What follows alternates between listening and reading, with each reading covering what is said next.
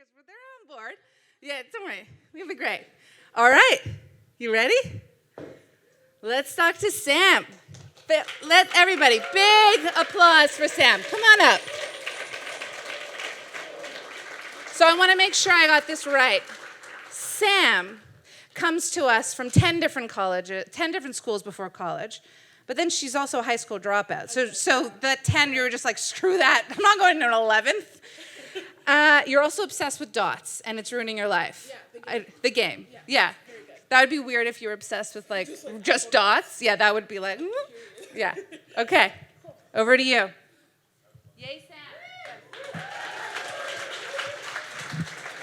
Oh, left and right? Yeah. Okay, cool. Hello, everyone.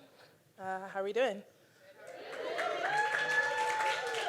Thanks for clapping, because nobody clapped, and that was great. All right, so as these lovely people said, my name is Sam Chizanga, and I am kind of a creative director, kind of not, kind of doing a lot of different things, and this is about my greatest fuck up in entrepreneurship. That's me.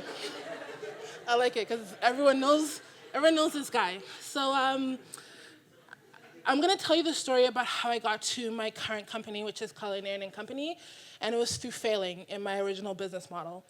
So have you ever had one of those mornings where you're just like kind of running around like a headless chicken, you can't find your hat, you're wearing the wrong socks, your partner tries to give you a slice of like really delicious avocado toast, but you drop it, then you run for the streetcar, and you've forgotten your Presto Pass when you get on and you look up, and the TTC constables are there, and you're like, cool. Fuck my life, right? That is me. So I'm Sam Chizanga, and I'm actually not a chef. But when I started my original project, I kind of considered myself like a poorer, less famous, less talented Gordon Ramsay. And I had one dream, and that dream was to teach people how to cook. So I wanted to do like a cooking class, and it was going to be super anti-establishment because I was badass, and we're going to break all the rules. And I sold it to everyone. I got into as many business programs as I could get into, incubators. I told everyone if there was any avenue that I could take, I told people. And it was going pretty well for me, I think. I started Black Culinarian, because I'm Black, in 2014. And like I said before, recreational cooking classes, one-on-one, geared towards millennials because we don't know how to cook. And, you know, it was going relatively well. And I decided that I wanted to scale. I wanted to be more than just a one-woman show. So it's like, I'm going to have group cooking classes, because naturally that would be like, you know, the next step in the business model to get to the cooking classes. And so I decided I was going to have a launch event. And at this launch event, I was going to have a whole meal, and we were going to come together as a group. And doing this event as a one-woman band was like extremely, extremely difficult. As an entrepreneur, you wear many hats. And I was sourcing the location, the employees, and everything that you could think of. I held it at Sketch Space, forgot the place. I hope nobody from there is here. But I held it at Sketch Space, and honestly, like a very beautiful venue. They're very accommodating. I had a super overzealous menu. I was like, I can't just have regular peeled garlic from No Frills. I need to have like farm grown, like fresh garlic, like just picked that morning, if that's even a thing. I'm a chef, I should know that, kind of. And it was just really awesome. And I was like, we're gonna make 3 soups, and we're gonna make garlic bread and all of this other shit in 3 hours. And if anyone has ever baked bread, you know that is a complete joke. And I was kidding myself, okay? But honestly, the cooking school went perfect. Like, it was actually perfect. Nothing about it was wrong. I spent so much time begging and pleading and asking and threatening people to get to that cooking class, and it all went off without a hitch. I never told anyone this, because I was kind of like ashamed, but I spent $2,500 on this one launch event.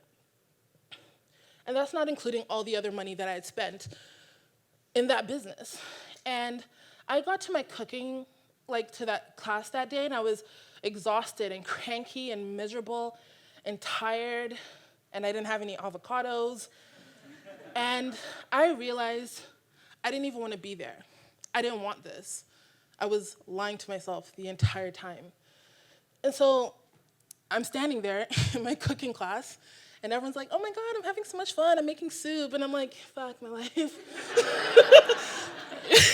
Have you ever had one of those moments and everything's just going so great around you? It's a montage of happiness, and you're just like, I'm going to fucking run into the street right now. It's not a good time.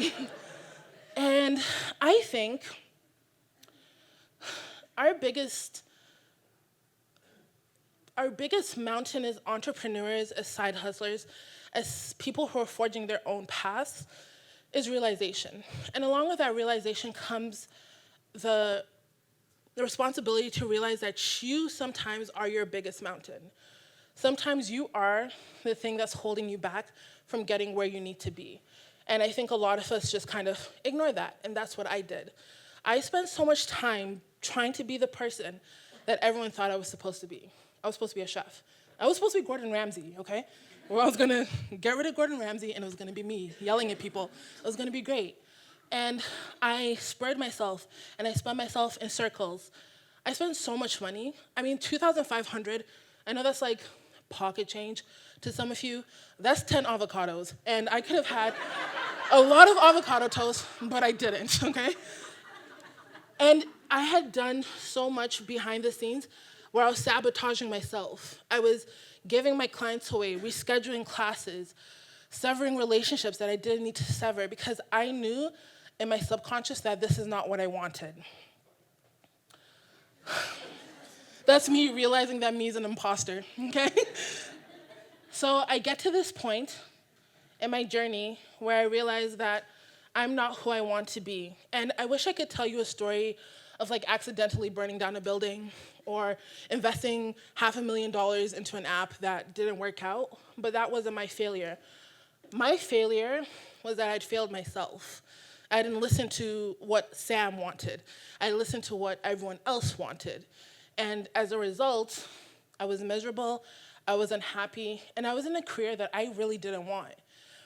I read recently on entrepreneurial.com that millennials will change their career paths 4 times before the age of 32. And I was like, hey, I've only got one. I'm literally just gonna start doing shit. I'm just gonna start changing everything about my life. That's me.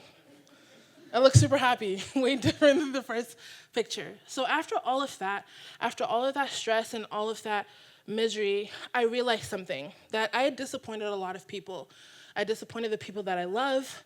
I disappointed the vendors that I signed contracts with, my clients, people who referred clients to me. I had disappointed everyone. But worst of all, I had disappointed myself. And I think that is the hardest thing to get over in this space as entrepreneurs, because we are our businesses. We are the thing that moves and drives our businesses forward. And if you're not invested, it's gonna fail. So after a lot of self-loathing, Twitter memes, Twitter threads, and just drinking a lot of wine. I drank a lot of wine. I kind of realized that my failure wasn't necessarily a good thing, but it wasn't necessarily a bad thing. It was something that I needed to happen. I needed that failure to happen to realize who I was supposed to be. I needed to disappoint myself to realize who I was supposed to be. And that's something I urge everyone to do. Like, I'm not telling you to go out and like start something and fail and like bomb it on purpose. But it is something that I needed in my life in order to prove to myself that this isn't who I wanted to be. And sometimes you have to go through that process. So now, I'm happier, I'm more confident. I still fail, I still fuck up all the time. But I now am cognizant and I'm conscious of the decisions that I'm making in my life. And I'm making them because I want to make them. I'm making them because I think it's important. And for once, I don't have to pay that $200 ticket because I actually have my Presto Pass. Thank you.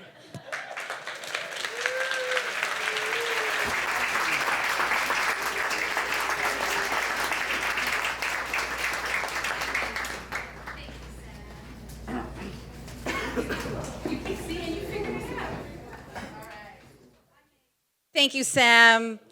Beautiful. See, and we even have a slide that says thank you. All right. Soak that in for like 10 seconds. Pause. What question are you going to ask? Self-talk. You good? All right. Okay. We'll do a little buddy cute chit chat later, but I wanted to make sure that we didn't get all the way to the end.